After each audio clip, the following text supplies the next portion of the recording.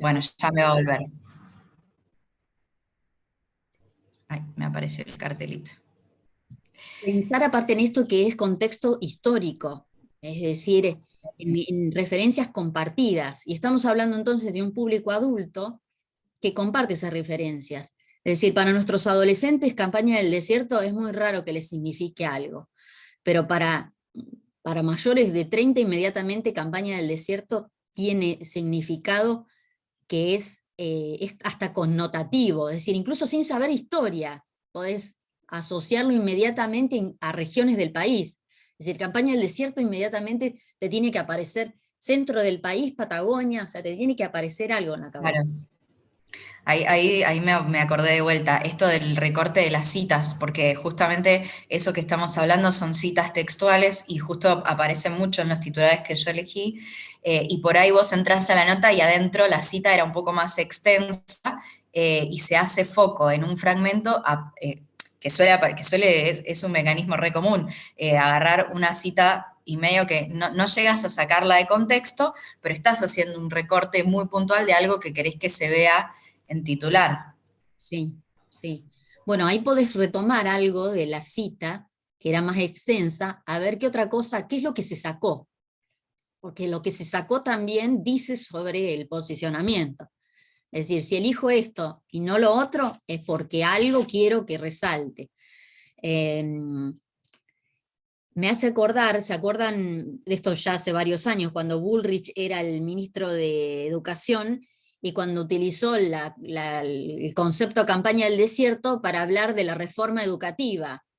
A ningún docente le cayó bien, es decir, le vamos a hacer una nueva campaña del desierto. Chao, o sea, es decir, ¿en qué contexto va a ser positivo eso? Inmediatamente todos pensamos, recorte, muerte, no sé quién va a morirse acá o no sé qué es lo que van a recortar, pero nada bueno va a venir de una campaña del desierto. Y menos pensando en personas, en estudiantes, en todos los que estamos dentro del campo de la educación. O sea, ¿quién va a ser el perjudicado? Porque una campaña del desierto significó esto, es decir, en pos de lograr algo, en pos de lograr tierras, ¿sí? En pos de lograr una reforma, ¿quiénes perdieron? ¿Quiénes fueron los excluidos? ¿A quiénes se les quitaron cosas? ¿Sí? Desierto, no existe el desierto, en realidad estamos todos dentro del sistema. En ese momento tampoco había desierto, también había personas, y sin embargo se construye de determinada manera. Entonces, fíjense que un concepto que es cultural, una referencia que es histórica, sigue teniendo a veces el mismo sentido a pesar del uso distinto que se hace, ¿sí? Pero esas referencias compartidas también hacen a la textura, es decir, a cómo se comprenden esos textos, ¿sí? Y que en realidad a veces eh, desde la niñez nos construyen, es decir, aparecen. De lo mismo que, por ejemplo, Malvinas. Para nosotros Malvinas es algo que aparece desde la infancia, ¿sí? Es algo muy marcado, es un concepto que aparece en nuestra tierna infancia, es decir, en el jardín de infantes ya sabemos sobre Malvinas, ¿sí? Creo que en ese Me sentido hace, ha sido una de las referencias culturales más fuertes y con lo de ganar el mundial todavía más, ¿sí? claro, me hace acordar en crítica literaria está esto de los cambios semánticos o los cambios de significación de algunas palabras en relación a la historia política del país y de cómo después de la dictadura y en la vuelta a la democracia hay un montón de significantes que se fueron usando en las nuevas narrativas como para referir a la década de los 70 y pasa mucho en los medios también, que hay como palabras que son tabú, que no podés usar si no querés hacer referencia a la década del 70 o a la dictadura. Y pasa por ahí también, es lo mismo que con Campaña del Desierto. Seguramente si el medio fuera El País, por ejemplo, no sería el mismo efecto, porque es otro el público, es otra la población. Pero por más que no sea el significado directo, textual, hay como un campo alrededor cultural que hace que vos tengas igual ese significado negativo y también hace parte del recorte. Sí, sí, sí, sí, tal cual. Em, Estaba pensando algo que dijiste en el principio y se me fue la idea. Em, Hay, digamos, como que hacer referencia a eso compartido. Eso, o sea, aunque sea breve, pero hacer esa referencia que es compartida. Es decir, algunos conceptos, por ejemplo, pensemos en montoneros. Montoneros es un concepto que dentro de nuestra historia argentina aparece ya desde el siglo XIX, la montonera, ¿sí? Aparece también asociado a los federales. Y ya desde entonces es negativo, es decir, porque nuestra historia argentina está construida desde la historia de los ganadores, desde el Mitre, Sarmiento, Avellaneda, justamente, que son unitarios. Entonces, ya desde entonces era negativa, la montonera. Y luego, en el siglo XX, vuelve, ¿sí?, con los montoneros, y sigue teniendo esa carga negativa, ¿sí? Quizás la otra, para muchos de los argentinos, ni siquiera tengan recuerdo de esa parte, ¿sí?, de la del siglo Claro. XIX, pero sigue estando, ¿sí? Hay cosas como más pequeñas. Yo recién revisaba y pensaba ahora por ejemplo, detención ilegal, que se repite muchas veces, o presos políticos, que tiene como otro significado. No es lo mismo decir preso político en un país de Latinoamérica que decir preso político en Europa, o detención ilegal o usurpación. Tienen sentidos que van directamente a los golpes de Estado, a las represiones. Sí, es inmediato, o sea, uno piensa en los 70 presos políticos, ¿sí? Inmediatamente, o sea, la referencia que aparece es eso. Eh, entonces, ahí también podés hacer esto. Y que además otra cosa, después de volver a la democracia, ¿sí?, preso político es todavía más controvertido, porque se supone que no debería haber. Este es el caso, por ejemplo, de Milagro Sala. Es decir, se supone que en democracia no debería haber presos políticos. ¿Qué significa el concepto de preso político? ¿Por qué está detenida ilegalmente, en realidad? Bueno, y ahí hay que a lo mejor hacer una referencia al caso, en caso de que aparezca. Pero hay que puntualizarlo, es decir, ¿por qué esos conceptos se vuelven tan álgidos? Es decir, inmediatamente causan algo en el lector.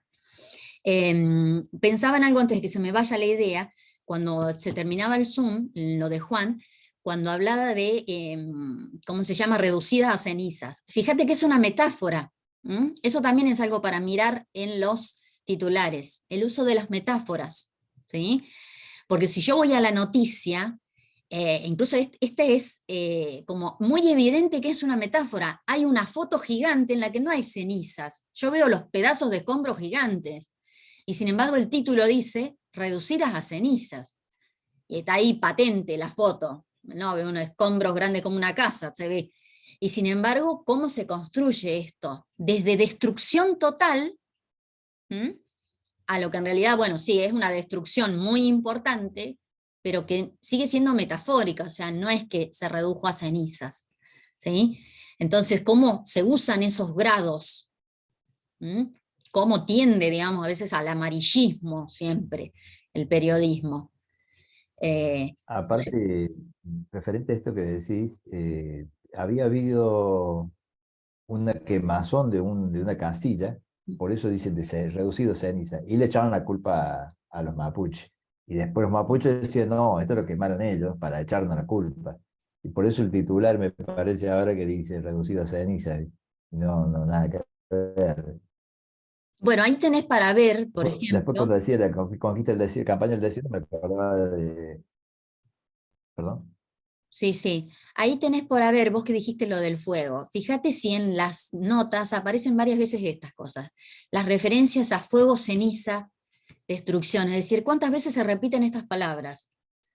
Entonces, el campo semántico está refiriendo a, digamos, a todo lo que tiene que ver con destrucción, pero no una destrucción natural, destrucción humana, ¿sí? Fuego. ¿Mm? Hay uno de esos artículos, ahora yo no me acuerdo cuál, que tiene un final, algo así, pero re poético. no me acuerdo cuál de los artículos, pero dice algo así como las promesas que nunca volvieron, nunca se... Una cosa así, para un artículo periodístico es como muy subjetivo, pero termina así, como muy tajante. Promesas que nunca se cumplieron, una cosa así, o sea que me dio risa el artículo. Pero fíjense, o sea, el uso, ahí tienen otro ejemplo de esto, de lo modal, es decir, cómo el género se va cruzando con otros. Esto de utilizar lo poético, ¿sí? A partir de esta construcción, bueno, a partir de lo metafórico, a partir del modo, ¿sí? El modo verbal, es decir, cómo se van cruzando, cómo aparece. Y aparece la subjetividad ahí también. Otro aspecto también para mirar es si están firmados estos artículos periodísticos. Esto de ver, ¿tienen los nombres de los autores? Esto de pensar, porque ahí hay alguien que se está haciendo cargo de la palabra. Y en algunos casos no, o sea, firma el diario, es de todos, pero en otros no, ¿sí? Y esto también tiene que ver con el contrato de lectura. En algunos diarios, por ejemplo en La Nación, le dan muchísimo peso al nombre, el que opina. ¿Quién lo dijo? Lo dijo, bueno, no me acuerdo el nombre, pero el de pila del hijo de Tato Bores, el Borenstein. Bueno, opina el Borenstein. Bueno, re facho es el hijo de Tato Bores. Pero cuando habla, bueno, también. El titular. El editorial tiene un peso en La Nación que no tienen en página 12 porque directamente no tienen editorial. Fíjense que ahí en el contrato de lectura ya está como una idea de comunidad distinta a la de La Nación, en la que importa que es el hijo de, es fulano de tal, ¿sí?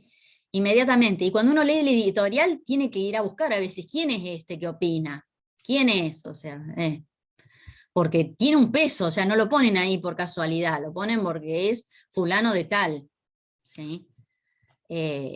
Así sea nomás el hijo de, pero es el hijo de y es importante, se supone.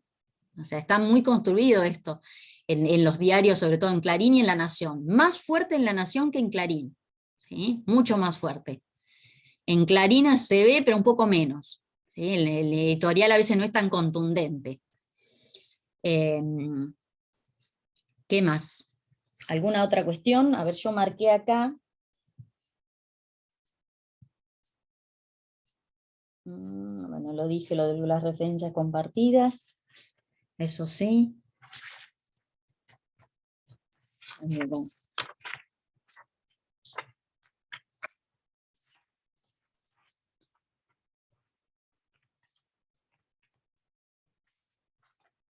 Otra cosa que iba a decir acá.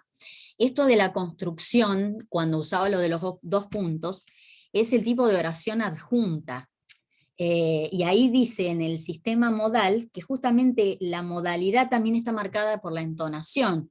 Entonces es lo que les decía yo, esto de que la oración misma separada con esos dos puntos es una oración que es adjunta, pero que a su vez marca esa entonación distinta, ¿sí? Ahí está marcado lo modal, digamos, marcado no solamente por la cuestión, digamos, de puntuación, ¿sí? Que es gramatical, sino también por una entonación en la lectura, ¿sí? Eso como para ponerlo dentro del sistema modal.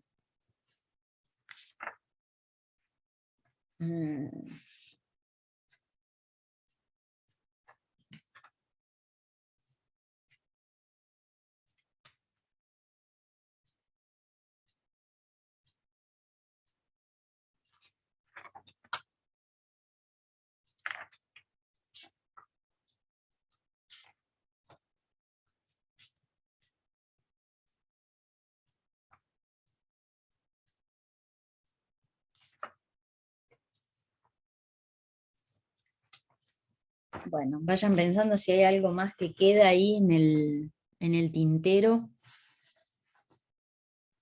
Recuerden, bueno, que estamos en fecha 10, tenemos 2 semanas, ¿sí? La fecha les había puesto el 24, ¿no? Me parece, tengo que revisarlo. Sí, 24. El 24. Bien, para que puedan mandar esta semana una versión de borrador de lo que van haciendo.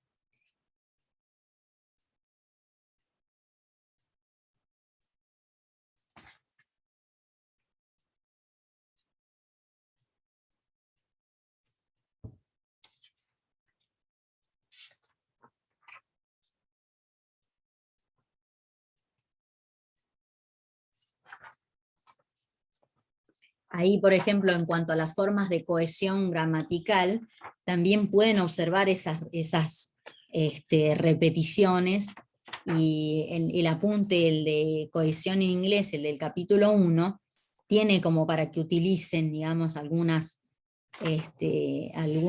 citas del texto para ver cómo se construye. La idea es que utilicen, o sea, teóricamente, qué es lo que se ve.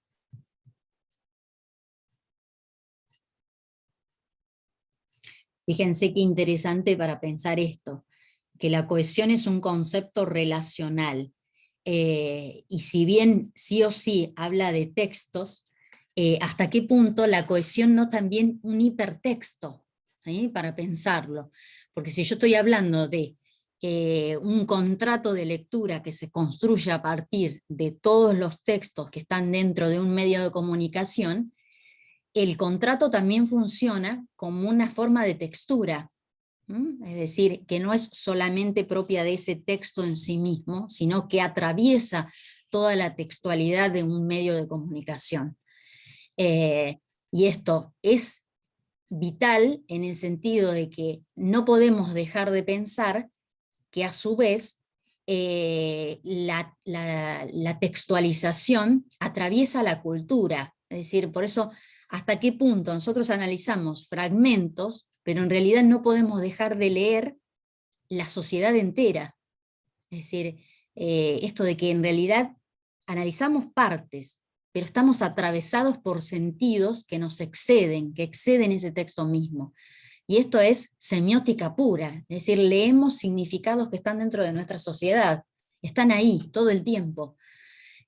Por eso lo relacional está marcado en todo, ¿sí? Leemos esta cohesión a este nivel, leemos este medio, pero en realidad nos atraviesan un montón de sentidos que exceden.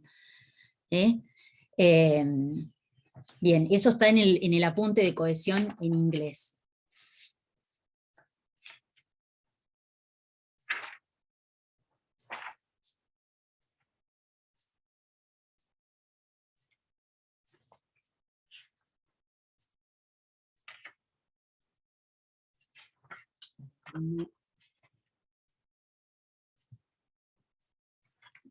¿Alguna otra pregunta? Melissa está recallada hoy. No, porque estoy desnuda en cuanto al trabajo, todavía no lo empecé, así que no tengo absolutamente nada para aportar, salvo la crisis existencial de todo lo que están conversando, pero estoy bien. ¿Estás bien? ¿En serio? No, a ver, sí, digamos, estoy viendo, yo tengo los titulares elegidos, así que estoy viendo exactamente la punta del iceberg, nada más, pero bueno, me tengo que sentar a laburarlo, calculo que este fin de semana, aprovechando que estamos tapados de nieve, lo vamos a poder hacer. Claro, sí, es arrancar, porque una vez que empezás a mirarlos, ahí empezás a observar. Aparte, por ejemplo, lo que tiene de bueno los titulares, a diferencia de Juan que se ha metido en el texto entero, es que los titulares, la mayoría tienen una o dos cláusulas como máximo. Entonces, ahí ya estoy hablando de algo que tiene que ver con el tipo de texto. La mayoría son oraciones simples, ¿sí? No son oraciones complejas. Hay algún que otro ejemplo en el que pueden ver lo de las oraciones complejas. Pero ahí ya determina, es decir, tiene que ver con el género mismo periodístico tiene este tipo de oraciones, la mayoría son oraciones simples, ¿sí? ¿Por qué? Porque la información debe ser lo más transparente posible. Ojo, transparencia entendida como, digamos, interpretación única o una o dos, o sea, en ese sentido, es decir, transparencia y opacidad, bueno, opacidad como textos opacos, entender los textos literarios en los que hay más de una lectura posible. Entonces, esa transparencia debe estar construida a partir de la simplicidad, ¿sí? Asimismo, muchos titulares juegan con la no transparencia para crear controversia. Eso también, o sea, hoy por hoy termina siendo una estrategia, pero esa estrategia está dada por el tipo de medio, es decir, en los medios digitales, si quiero que la noticia siga estando, voy a tener que crear controversia, porque si no desaparece inmediatamente. pero es así, o sea, esto se debiera haber, digamos, porque es un texto informativo, entonces la información debe ser entendida de este modo, ¿sí? De esta manera. Pero es relativo, o sea, dependiendo del titular vamos a ver cuánta transparencia o no hay, ¿sí? Por ejemplo esto, en el juego metafórico, ya ahí no hay tanta transparencia, ahí estoy dejando de lado, o sea, hay una pérdida de transparencia, porque estoy jugando con lo metafórico, y lo metafórico inmediatamente remite a más de un sentido, porque la metáfora juega justamente con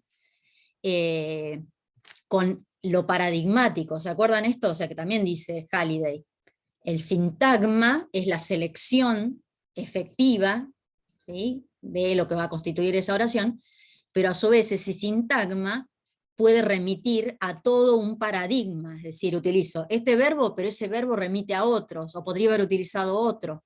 En la metáfora con más razón, ¿sí? Ceniza, ¿a qué remite ceniza? Inmediatamente tengo un montón de referencias.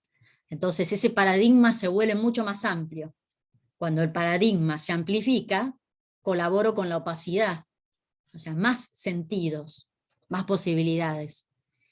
Bueno, ahí también tienen para buscar, porque de esto habla, o sea, lo del sintagma y el paradigma, ¿en cuál de los textos es? Bueno, acá sí o sí hay que revisar otra vez el de cohesión en inglés, tienen que volver, digamos, a mirarlo, a ver qué habían marcado.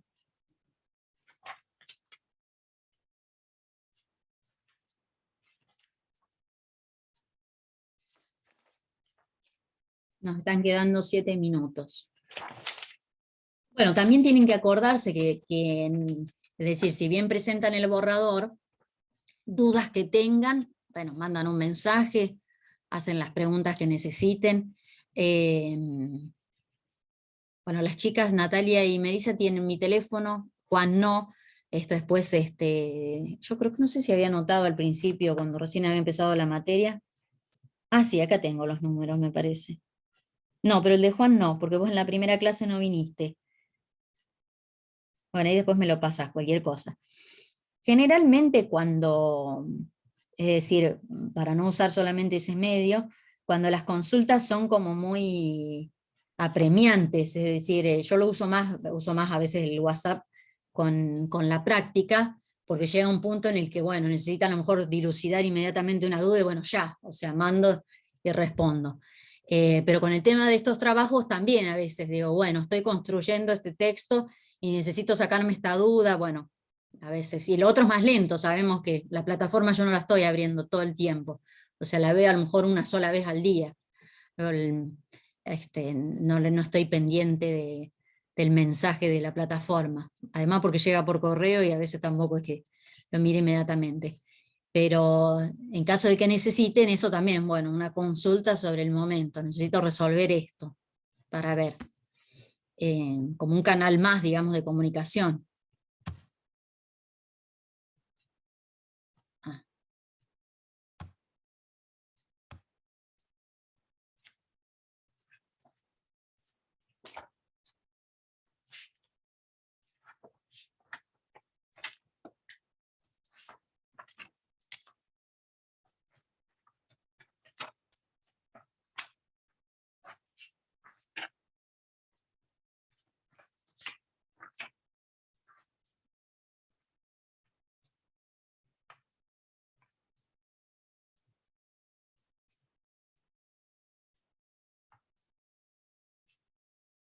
También pueden usar, digamos, el apunte de Menéndez, que tiene, digamos, como frases interesantes para incluir. O sea, por ejemplo, aparece una acá que dice esto de, el discurso nunca aparece aislado, aparece en términos analíticos inscripto dentro de una serie. Esa serie la determina el analista y supone dependencias contextuales inmediatas.